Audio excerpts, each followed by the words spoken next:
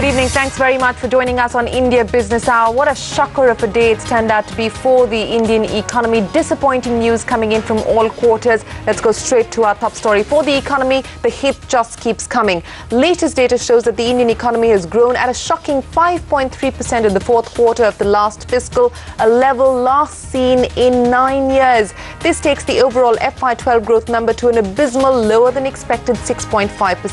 Gopika Gopikumar reports that while the government is still putting on a brave face, the FY13 growth target of 7% may be a long shot.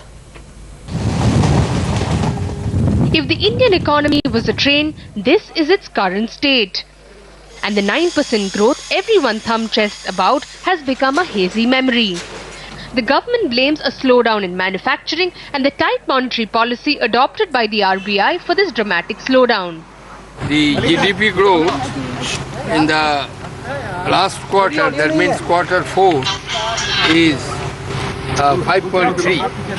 As a result, the total GDP growth for the year is now 6.5. I think this is the lowest in the contemporary period.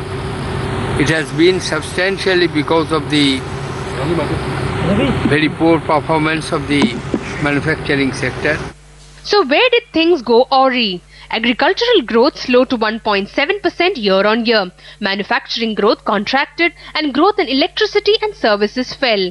The silver lining came from mining, which grew 4.3%. Despite these numbers, the government's economists remain confident growth will bounce back to 7% in FY13.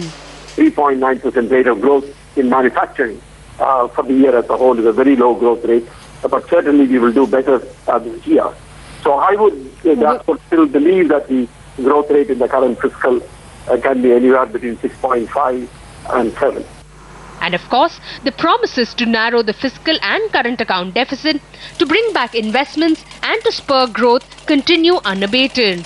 But economists want none of it. They have scaled down their FY13 growth projections to 6.5%. I think in general, the expectation both from the Reserve Bank and the Finance Ministry has been growth of 7.3 to 7.6% in that range. Clearly those expectations are now going to get revised down. So the growth outlook for FY13 is now much weaker. The global growth outlook is much weaker. Crude oil prices are much lower. So I think expectations for the full year also will need to be relooked at. Many are already calling for concerted action from both the government and RBI to spur growth. It is very important that we work dynamically for restoring GDP growth. It is very important the government reform process should be accelerated further. Subsidies should be reduced. Other reform process should be taken forward, and I think it is very important that RBI also provides monetary stimulus at the earliest. But economists say RBI cannot cut rates aggressively as inflation is expected to be higher in the second half of the year. We do believe that it would be one of the factors that the RBI would have to keep in mind, not in its immediate policy, but a few months down the road.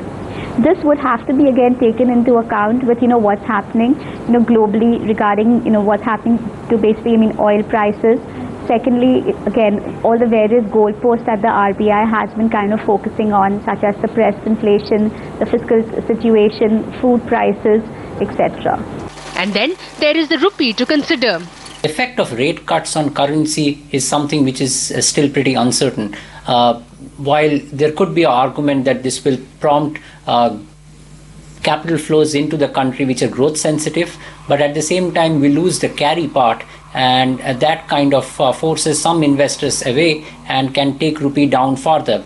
So the first quarter of FY13 may be worse than the previous quarter, partly due to the base effect. Also, provisional accounts for FY12 show a very marginal improvement, with fiscal deficit at 5.76% of GDP against revised estimates of 5.9% and revenue deficit at 4.34% against the estimated 4.4%. There's a lot of work that needs doing pronto. In Mumbai, Gopika Gopikumar. Not looking good at all. To discuss the implications of that shocking GDP